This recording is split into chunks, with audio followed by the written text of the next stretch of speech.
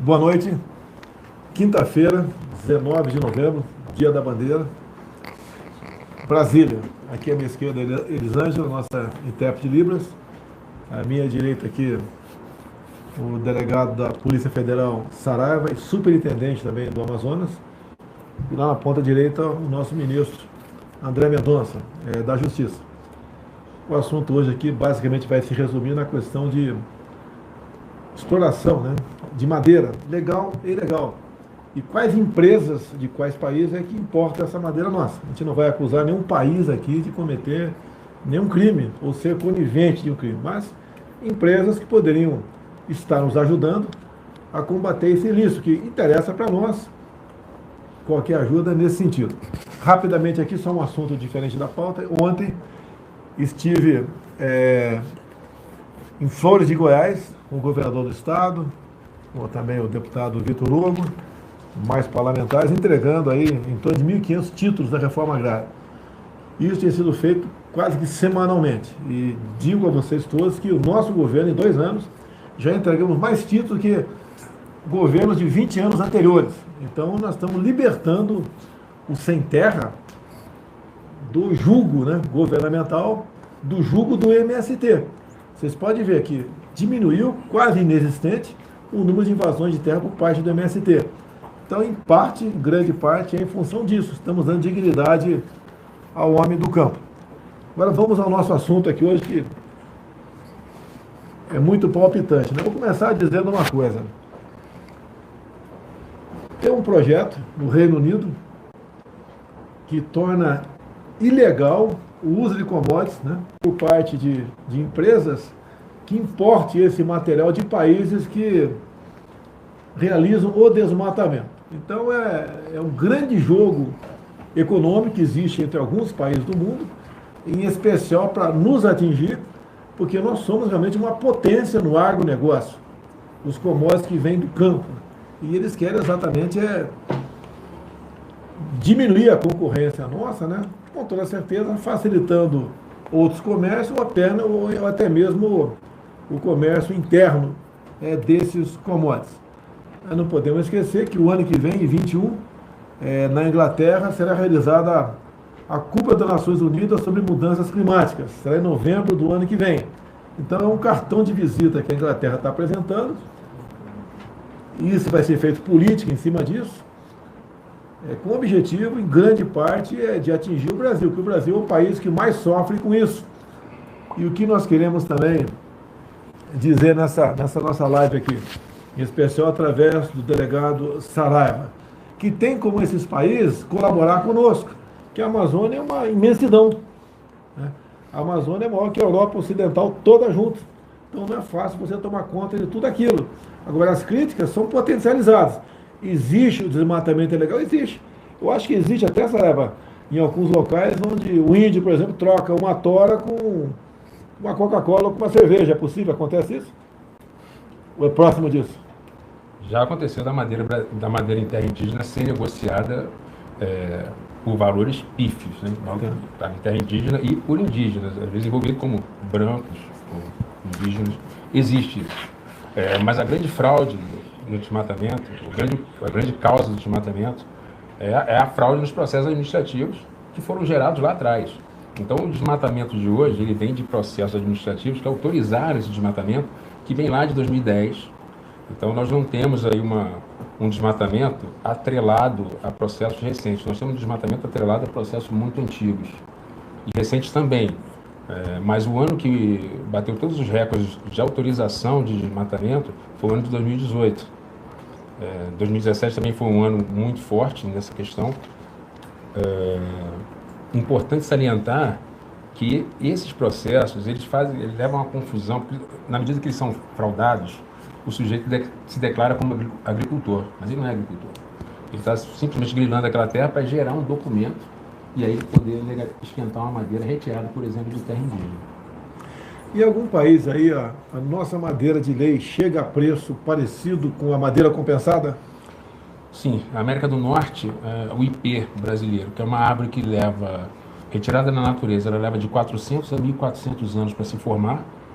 ela é negociada na América do Norte a preço de praticamente de compensado e de pinos, que são árvores que se formam em 4, 5 anos. Na Europa, ela é negociada a preço de eucalipto. Isso aí, qualquer site da internet, essas informações podem ser confirmadas. Então, existe uma clara desproporção entre o valor real do nosso IP e o valor como ele é negociado no exterior. Isso decorre da fraude. É algo parecido com as nossas pedras preciosas. Sai daqui sem serem lapidadas, a preço vil, né? E depois lá fora, depois de trabalhada, Sim. tem um valor estratosférico. Sim, da mesma forma, o madeireiro ilegal, ele subtrai o ilegal, ele subtrai essa madeira de terras da União. Então, o custo dele da matéria-prima é praticamente zero. E quando ele faz isso, ele inviabiliza o empreendedor que está dentro da legalidade. Porque ele arca com encargos trabalhistas, tributários, e o ilegal não arca com absolutamente nada. Igual contrabando, né? Sim, e diga-se passagem, presidente, que o tráfico existem madeireiros ilegais que são egressos do tráfico de drogas. Alguns deles com várias condenações por tráfico de drogas e que foram para a madeira. Isso acontece lá no Amazonas. Nós temos esses fatos. Porque a madeira, a pena é bem menor e a pessoa, às vezes, nem fique detida, é isso? Sim, havia um entendimento que a gente tenta mudar de que se aplicaria só a legislação ambiental. Lá na Polícia Federal, a orientação da Polícia Federal é no sentido de aplicação do crime ambiental, mas também do Código Penal, porque são bens jurídicos diversos, ou seja, a lei do meio ambiente é para proteger o bem jurídico do meio ambiente. Agora, tem o patrimônio da União que é subtraído, que é aquela árvore, é aquela terra que é destruída. Você teve recentemente uma viagem com alguns embaixadores e você fez uma explanação para eles onde tocou nesse assunto aqui das bolachas, né? Bolacha, Exato. são os isótopos, né? A gente fala de bolachas aqui, mas são os isótopos. Então aqui tem uma madeira, é o nome científico, né? Puder ler para a gente aí. Androanthus ceratifolius. O que é isso aí? IP amarelo. IP amarelo. Salvo Então engano. você, pela essa tecnologia do isótopo, você tem como saber de onde veio, por exemplo, essa madeira. Bem, a gente tem que fazer alguns esclarecimentos. Porque a gente não usa só isótopo, a gente vamos usar isótopo, DNA e assinatura química. Então são 3 tecnologias e o isótopo aí é o carro-chefe. O isótopo já é utilizado pelos Estados Unidos para localizar plantios de coca. Então ele tem uma apreensão, ele faz análise de isótopos estáveis e ele consegue perceber onde que aquela droga foi plantada. Porque a água que cai em um determinado lugar é diferente da água que cai em outro lugar. Basicamente é isso, porque o átomo sofre um aumento de peso. E esse equipamento, na verdade, ele pesa o átomo. André. Presidente, primeiro parabenizar o trabalho que a Polícia Federal vem fazendo, juntamente com outras forças policiais, no combate aos crimes ambientais, dar alguns registros importantes. Esse trabalho é desenvolvido com muita seriedade, a Polícia Rodoviária Federal participa junto, polícias também dos próprios estados colaboram muitas das vezes, e esse trabalho ele se intensificou muito nos últimos 2 anos. Eu já pedi relatórios à Polícia Federal para nós termos um comparativo do número de apreensões nos últimos 2 anos em relação aos anos anteriores. Eu já tenho um panorama parcial dizendo que nunca se apreendeu tanta madeira como no governo Jair Bolsonaro. O que tem por trás disso tudo? A Amazônia é um continente e há várias formas de combater o crime. E esse crime, ele se organizou ao longo dos anos. Quem paga o pato normalmente é o extrator que está lá no meio da mata. Mas quem está lucrando mesmo é quem está com a empresa em outros países se enriquecendo de um produto que é valiosíssimo, comprando por preço vil. É mais ou menos hoje eu querer comprar uma Ferrari a preço de carro que nós compramos por 50, 100 mil reais. Essa é a proporção do que está acontecendo. Agora, nós temos nossa responsabilidade no Brasil? Temos. A Polícia Federal nunca atuou tanto. E esse é só o começo. Nós compramos nos últimos 4 meses esses equipamentos que permitem fazer a análise do DNA da madeira, o DNA do ouro, o DNA de qualquer minério. Agora, esse material, ele chega em outros países a preço vil. Então não adianta nós combatermos aqui se do outro lado do oceano ou em outros contextos tem gente ganhando muito dinheiro à luz em função das nossas riquezas. Da mesma forma que um dia acabaram com o nosso pau-brasil, com o mogno, estão acabando com o nosso IP. E as riquezas desse IP e de outras madeiras de lei, raras, valiosas, não está ficando no Brasil. Então, assim como nós devemos, se alguém está oferecendo uma Ferrari a preço de Corolla para nós, ainda que a documentação esteja ali aparentemente legal, ora, eu não sou inocente para saber que aquele não é o preço de uma Ferrari. Então, por exemplo, no Código Penal existe o crime de receptação. Quem compra um bem por valor vil, ele é responsável por pelo menos desconfiar. E num caso como esse, onde estão tirando riquezas que demoram 400 mil anos para nós recompormos, esses países precisam se unir a nós, não apenas no discurso, não apenas dizendo que manda um pouco de recurso, mas impedindo que esse material entre e seja comercializado também nesses outros contextos internacionais. Nós temos aqui o montante de madeira que é exportada por ano. E só nesse contexto já vê que não sai de área de manejo. Tá? Você, obviamente, tem também de reservas indígenas em área de proteção ambiental. Então, esse é um grande sinalizador. Esse trabalho da Polícia Federal, via aqui o DNA, os isócios, começou há poucos meses. Vai entrar em cena também a Marinha do Brasil, como já foi contactada. Porque toda ela sai por via aquaviária. Você não sai por estrada. Então sai por rios. Então dá para a gente fazer barreiras, né? E conter o deslocamento dessa madeira. A que for legal, passa. A que não for, não passará mais. Mas mesmo assim, nós temos aqui os nomes das empresas que importam isso e que país ela pertence. A gente não vai acusar o país A, B ou C de estar cometendo um crime. Mas empresas desses países, sim. Isso já tem em processo. Isso vai se avolumar, não me entendeu? Ao ponto tal que se tornará não atrativo a importação de madeira ilegal. Porque países outros nos criticam, e em algumas oportunidades até com razão, mas em outras não. E quando nós conseguimos chegar a bom termo essa questão, vai diminuir drasticamente o desmatamento no Brasil. É o que nós queremos. Não basta apenas criticar, nós temos que apresentar alguma coisa. Estamos apresentando. Agora, delegado Saraiva, alguma coisa que você falou para os embaixadores de vários países que tiveram recentemente uma viagem contigo no Amazonas, que você possa falar aqui? Sim. Essa questão que o senhor falou da rastreabilidade, por exemplo, da legislação europeia para rastreabilidade do nosso rebanho bovino. É uma legislação muito minuciosa, em que a palavra rotulagem está escrita 35 vezes. A cadeia de custódia ela é perfeita. Começa com um brinco no boi lá no pasto, depois esse animal, ou vivo ou a carne, ganha um passaporte e vai para a União Europeia.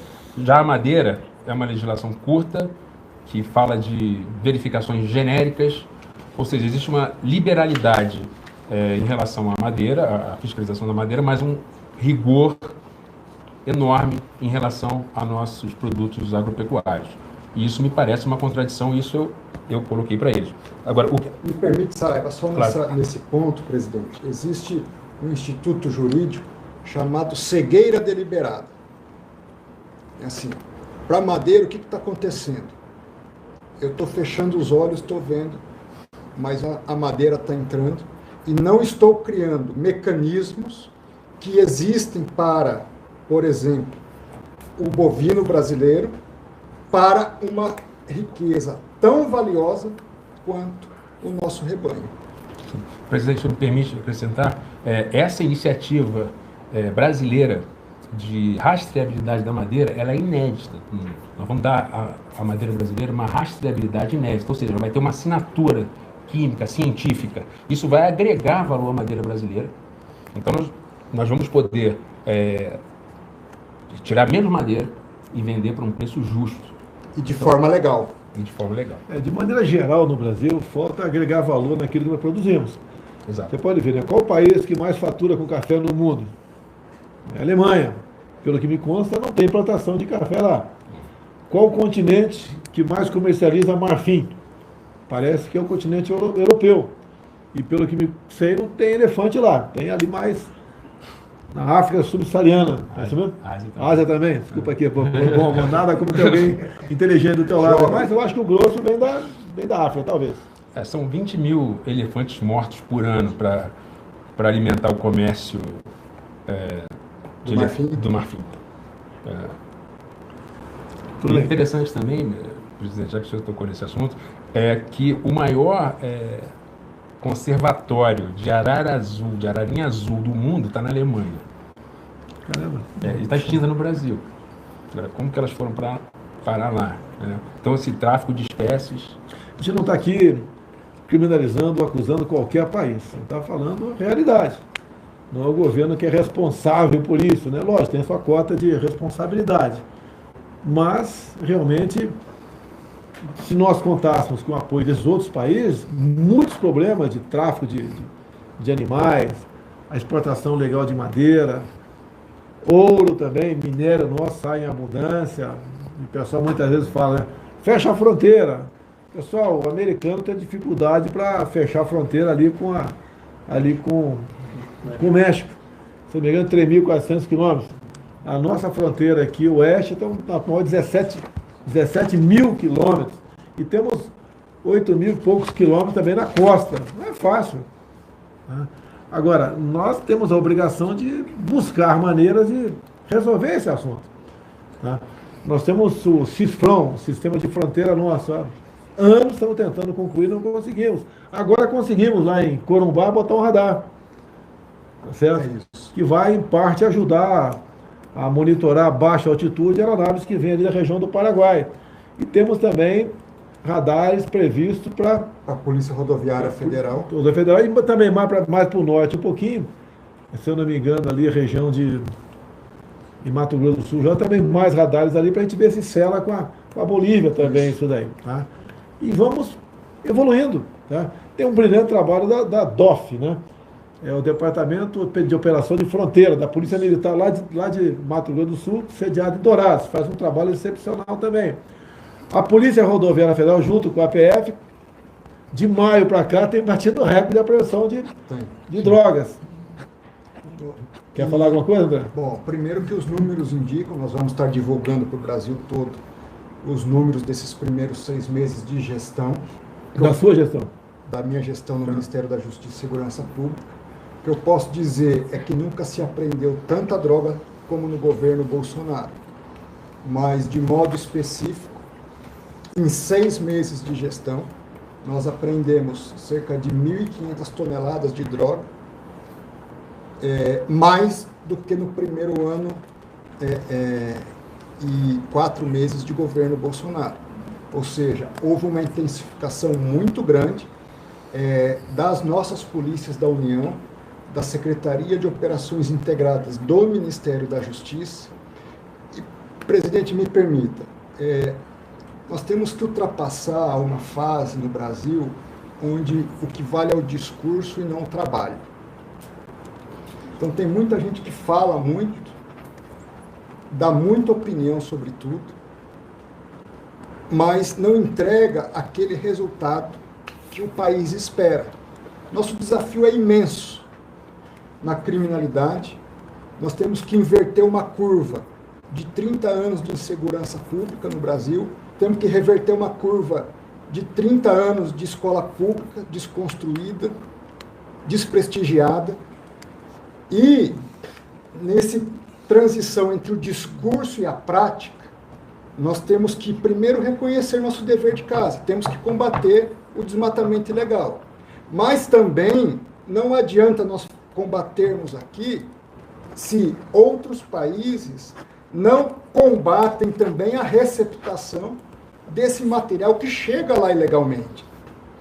Tem que ser um esforço coletivo, onde nós precisamos parar de apontar para o outro e fazer o nosso dever de casa em primeiro lugar. Até corroborando com isso, já está tudo acertado. O ano que vem devemos ter 2 concursos. 2.000 vagas para a Polícia Federal e 2.000 vagas para a Polícia Rodoviária Federal também. E eu tenho dito à equipe econômica que isso é investimento. Para a Polícia Penal, o senhor autorizou também recentemente? Faltou, são 300 concurso antigo, não é do meu governo. O senhor lembra? Está acertado. Para a Polícia Penal, está caminhando lá? Está caminhando, presidente. Dá uma boa notícia para o pessoal da Polícia Penal. Polícia Penal, um grande abraço. Estive com vocês esses dias. Nós tivemos em Floripa, né? Descemos na viatura. E o compromisso é de valorizar as polícias da União e, antecipando, aguardem políticas de valorização das polícias estaduais também. Além de apreensão de drogas, armamento, tem a apreensão de valores também, né? Hoje, tem uma operação da PF, apreendeu 2 milhões no Ceará. Está em que contexto a operação Lava Jato, operação normal da PF? Em que contexto? Operação normal da PF. Operação normal da PF. A PF tem autonomia. Alguns acham que o presidente vai controlar a Polícia Federal ou exercer influência, como foi acusado lá atrás, né? E vocês viram, quando aquela fita da reunião secreta de ministros veio à tona, tornou-se pública, tinha alguns poucos palavrões lá. E não tinha nada para me comprometer de estar influenciando aí junto à Polícia Federal. Se tivesse como influenciar, pessoal, lá atrás tivemos outros governos que eram perseguidos, entre aspas, pela Polícia Federal. O cara teria botado um ponto final lá. Agora, da nossa parte não existe, muito pelo contrário. A Lava Jato continua funcionando. Para o meu governo, não. Deixa bem claro, porque... É que não precisa. Não precisa, não tem problemas, né? Hoje tem uma nova reunião de ministros, também foi tocado nesse assunto, porque é comum você, na vida, o que você faz, ir se acomodando, né? Os acidentes de trabalho acontecem de acomodação, cara. Eu não preciso tomar todas as precauções, acaba tendo um acidente, perde um dedo daí, né? No torno, acaba tendo problemas. O Ministério não é diferente, sempre a gente avisa para o pessoal tomar cuidado, notar aí observar o comportamento, ver a vida pregressa daquela pessoa, que a grande maioria dos que estão conosco são demissíveis, né? A gente não quer perseguir ninguém, mas evitar gente que tem comportamentos duvidosos do passado, integre o governo, porque se estourar um caso de corrupção, a gente vai correr atrás, vai realmente tomar providências, mas né, o estrago já vai estar feito, então a gente procura sempre a prevenção. Tem a primeira pergunta aí, Cid? A primeira pergunta, então, de quem que é? Fiuza. O Fiuza. Boa noite, presidente. Boa noite, ministro. Delegado Saraiva, que tipo de ação o governo brasileiro espera dos governos dos países onde há compradores ilegais de madeira brasileira? Obrigado.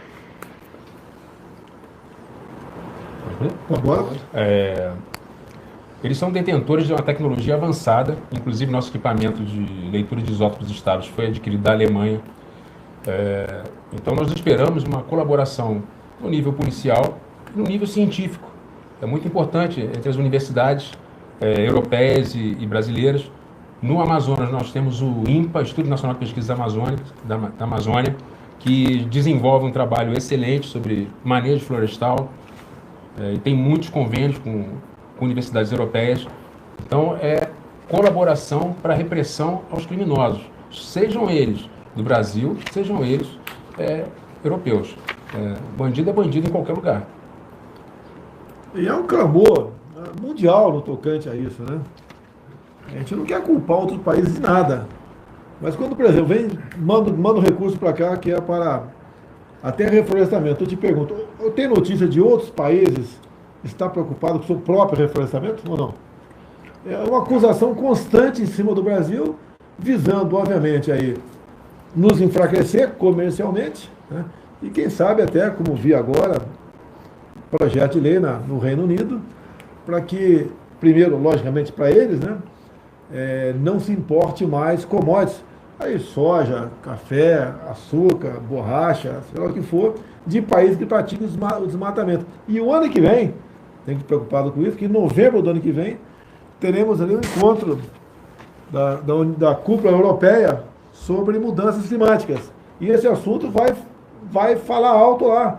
E daí outros países podem adotar a mesma coisa. A intenção é sempre nos deixar isolado naquilo que nós temos na nossa economia, que é o mais pujante, que é a locomotiva da nossa economia, que é o agronegócio. Então essa preocupação tem que existir.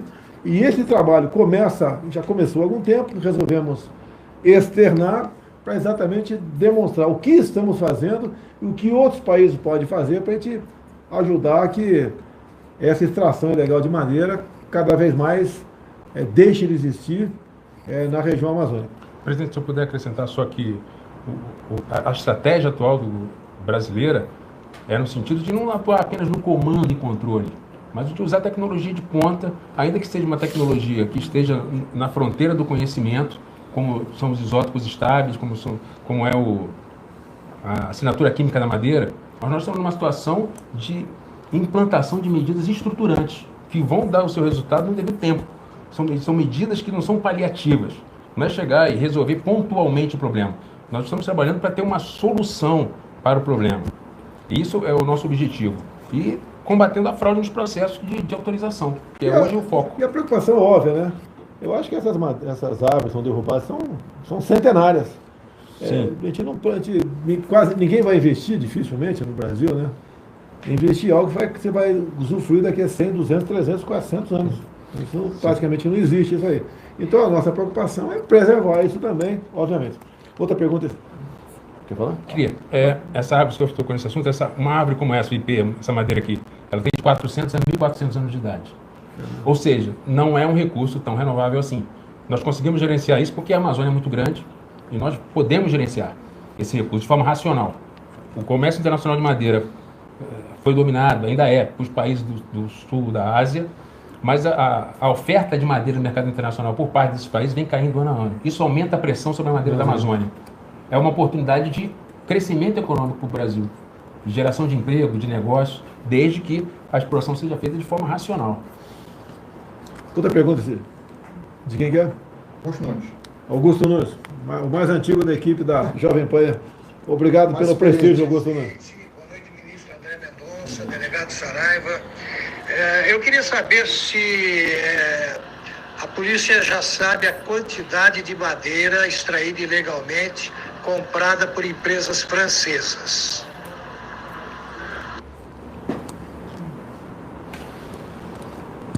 É contigo, Saraiva. Eu vi aqui que tem vários países, a quantidade que são importadas anualmente. Sim. Então, você pegar aqui, tem a França também aqui, tem a tipo de madeira. O Augusto, que a gente pode ver, você pega um montante de IP, por exemplo, de vários países. Aquele montante é muito superior do que é permitido extrair em reserva legal. Né? Era de manejo, a gente nota isso aí. Eu acho que o Augusto fez diretamente a França, porque a França é um concorrente nosso em commodities. O grande problema nosso, Augusto, você sabe disso, para a gente avançar no acordo da União Europeia com o Mercosul é exatamente na França. Nós estamos fazendo o possível, mas a França, em defesa própria, né, ela nos atrapalha tocante isso aí. Presidente, posso apresentar só um detalhe? Nós temos, os países europeus, eles têm acesso a imagens de satélite de altíssima resolução. Eles têm acesso a imagens de satélite que fazem um perfil NDVI, que é reflexão do infravermelho. Eles sabem que a nossa agricultura não está na Amazônia. Isso não existe uma relação positiva entre desmatamento da Amazônia, a nossa agricultura e a nossa agropecuária. Isso é uma inverdade. Infelizmente, 99% dos artigos científicos divulgam essa mentira. Mas por que divulgam? Porque vão no órgão ambiental e pedem os processos que autorizaram o desmatamento. Chega lá, vê o quê? O sujeito que está fraudando diz que vai agricultura, pecuária. Isso eu falo porque eu vi. Eu olhei os processos. Eu olhei. Eu olhei os processos. Quando você vai olhar a área na imagem de satélite, não tem agricultura nenhuma ali. Assim como o traficante também não diz que é traficante. Exatamente. Então, se um pesquisador que vai no órgão ambiental e vê isso, e não um pesquisador que não vai a campo, ele vai escrever uma bobagem dessa. Não é só pesquisador, não. Outros profissionais que querem falar sobre a Amazônia sem nunca ter pisado direito lá. Então, são grandes palpiteiros que causam um dano imenso para o meio ambiente do Brasil. Por quê? Tudo que uma organização criminosa mais quer é a aparência de licitude para o que é ilícito. Então, não se pode confundir o traficante de madeira ilegal com o agricultor. E é uma grande injustiça com o Brasil quando esses países nos acusam de uma coisa que eles sabem que não é verdade, porque nós analisamos mais de 500 imagens de satélite. E as imagens estão lá para quem quiser conferir. Não existe imagem de 5 anos atrás, imagem de hoje. De matamento há 5 anos atrás. E olhamos hoje. Não existe nenhum tipo de atividade econômica naquela área. Nossos laudos periciais, eu presido inquéritos policiais, sempre coloco quesito. Existe na área atividade econômica ou preparativos para tal? Invariavelmente a resposta é não.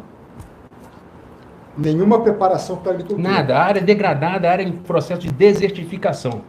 Antes da próxima pergunta, a bacia amazônica. Uma coisa é a Amazônia legal, estado do Amazonas, Amazônia total. A bacia amazônica pega fogo? Não. Não pega fogo. Não pega. E é muito fácil ver isso também, presidente. Por quê? Falam aí das queimadas. Outro dia eu vi um jornalista confundindo causa com consequência. Um erro crasso, básico. Basta olhar os alertas do INPE com a imagem de satélite que vai ver que aquela área está queimando em razão do desmatamento acontecido no ano anterior. Isso é evidente. É uma floresta chamada ombrófila, amiga da chuva. Então é úmida. Não pega fogo. Agora, uma parte considerável ou não, você me responda aí, que sempre se divulga, né? Tantos focos de incêndio na região amazônica. Se um índio lá faz uma queimadinha, o caboclo faz, aparece um satélite. Aparece com todo mundo. Se ele faz uma fogueira em São João, aparece todo mundo. Mas presidente, qualquer um que botar fogo ali vai aparecer. Mas a minha pergunta é a seguinte: se você comparar com anos anteriores, às vezes o foco de incêndio é exatamente no mesmo lugar todo ano. O cara faz o seu roçado ali de subsistência. Tá?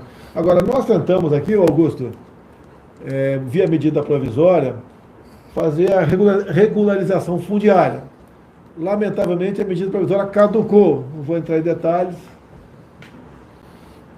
Eu sou chefe do executivo e tem que ter bastante equilíbrio para discutir as coisas, né? Se tivesse aprovado isso, assim como nós estamos distribuindo títulos da reforma agrária, por causa de 20, 30, às vezes 40 alqueires, uma área não muito grande, tá? Para pessoas que estavam assentadas há 10, 20, às vezes até 30 anos lá. Se a gente conseguisse isso tudo, a gente ia fazer essa regularização em todo o Brasil. Falta muito, obviamente, no centro-oeste, mais região norte.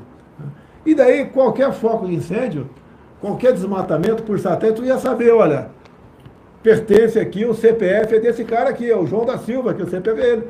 É só mandar a fiscalização lá e ver se tocou fogo em área permitido ou não, porque é permitido o fogo no Brasil. É permitido. Não tem... Permite, presidente? Você é o cara aqui, vamos lá. Questão de combate a desmatamento diz respeito também em relação ao crime organizado. E combater algo nessa dimensão demanda uma série de medidas. Nós estamos investindo em tecnologia, a Polícia Federal está atuando, as Forças Armadas estão atuando, mas há outras ações estruturantes. Se não houver regularização fundiária, nós estaremos sempre atrasados e sem conseguir responsabilizar os verdadeiros criminosos. Porque a regularização é que vai poder identificar, como o senhor disse, o CPF do responsável. Então eu lamento que nós não tenhamos até hoje uma adequada regularização fundiária de uma área tão importante como é a Amazônia. Mas quem está na ilegalidade não interessa essa legalização. Não interessa. Quem está importando de forma ilegal também não interessa, porque vai acabar isso aí. Então o lobby é muito forte. Agora, o que a gente precisava, já que a medida provisória caducou, que ela fosse colocada em pauta, pelo menos isso. E, por coincidência, né, essa medida provisória, no último dia, entrou em pauta, começou-se a votar e, de repente, simplesmente anularam, cancelaram a sessão. E quando abriu o painel, havia uma vitória enorme, fantástica, para quem queria regularizar essas áreas. Então, foi uma manobra ali, com toda certeza, né? E medida provisória sobre o mesmo assunto tem que apresentar no ano seguinte, a gente já vai representá-lo no ano que vem. Tem um projeto andando na Câmara, é muito difícil aprovar um projeto nesse sentido, porque os interesses, mesmo sendo de minorias, eles falam mais alto lá dentro. Eu fiquei 27 anos lá dentro, sei que eu não quero culpar A, B ou C. Faz parte da regra do jogo lá dentro, mas isso é uma realidade. Dá para a gente, o ano que vem, via medida provisória, buscar a regulação dessas áreas. Logicamente, uma vez transformando-se em lei, a gente começa com o mais importante, quem sabe a região norte, depois o centro-oeste, né? E a gente vai devagar, infelizmente, né, buscando um ponto final nesse lixo aí. Tem outra pergunta, assim? De quem que é agora? Brown? Agora, Vitor Brown. Vitor Brown. Boa noite, presidente. Boa noite, ministro. Boa noite, delegado Saraiva. Agora há pouco os senhores mencionaram que, inclusive, traficantes de drogas têm migrado para o mercado ilegal de madeira, como extratores ilegais, justamente por causa das penas mais baixas para quem comete esse tipo de crime. O governo estuda enviar ao Congresso Nacional algum tipo de proposta ou projeto de lei para aumentar as penas para quem comete esse tipo de crime? Obrigado, presidente, ministro, delegado Saraiva. Boa noite a todos. Na verdade é para mim, você, né? Para nós, presidente. Quer falar você, André? Dizer que da nossa parte... Ainda não. Ou já? Não, assim, o delegado Saraiva, presidente, é uma das maiores autoridades de combate ao crime organizado relacionado ao meio ambiente, eu diria, do Brasil e do mundo. Está concluindo o doutorado dele nessa área, é uma referência na Polícia Federal e certamente nós conversando hoje queremos ouvi-lo mais e buscar trazer a expertise dele, o conhecimento dele, inclusive para uma alteração legislativa, propondo ao senhor uma mudança nas normas, principalmente daqueles que não são simplesmente ribeirinhos ali tentando sobreviver. Tem que ser protegido. Mas aqueles que são, como ele disse, oriundos do tráfico, que já se organizaram e estão num sistema, algumas das vezes, não raras, quando é de maior proporção, internacional de crime organizado. Vitor Brown, da nossa parte, da minha parte, jamais uma penalidade que vise a expropriação do imóvel por crimes ambientais. Por quê? Você tem uma propriedade grande, alguém pode cometer um ilícito lá dentro e você só sabe tomar conhecimento disso depois do fato concreto. E nós não podemos deixar expostas essas pessoas, né, a processos judiciais longos, caros, tá? E por aquela pessoa não ter culpa disso. Então a punição no momento eu não sei se é o suficiente. É suficiente, Saraiva? Não, nós precisamos de uma... Você pode até pensar nisso aí, mas a primeiro momento, eu acredito, antes de falar em punição, vamos ver a regularização fundiária, seria um grande passo. E também o trabalho que é feito agora, passa a ser feito com a Polícia Federal, a gente vai em outras entidades, obviamente, buscar apoio de outros países, em especial os países que mais importam esse material nosso. Presidente, se me permite, essa questão da expropriação da propriedade privada, isso não funcionaria de forma alguma, porque os ilegais tiram madeira de área que não pertence a eles. Então, não faria sentido. Não, mas você podia tirar algo de uma propriedade legal sem o dono saber. Sim. Mas o que a gente precisa é realmente punir o traficante e o Código Penal é suficiente. Acabou ou tem mais? Tem mais um. Tem mais uma aí? A saideira? Zé Maria. Zé Maria. Salve, muito boa noite, presidente. Boa noite, ministro André Mendonça. Eu queria, ministro, saber se o governo brasileiro agora vai atrás desses compradores de madeira ilegal do Brasil. Se o senhor vai agir legalmente pedindo ressarcimento, algum tipo de punição. É isso mesmo, o mercado negro é coisa de bandido mesmo. Quero saber se o senhor vai atrás dessas pessoas e desses países. O senhor está perfeita a colocação. Quando há identificação da participação de alguma empresa ou de alguma pessoa de outro país que pratica um crime que impacta no Brasil, nós temos mecanismos de cooperação internacional, cooperação jurídica internacional. Existe um departamento dentro do Ministério da Justiça que é especializado nisso.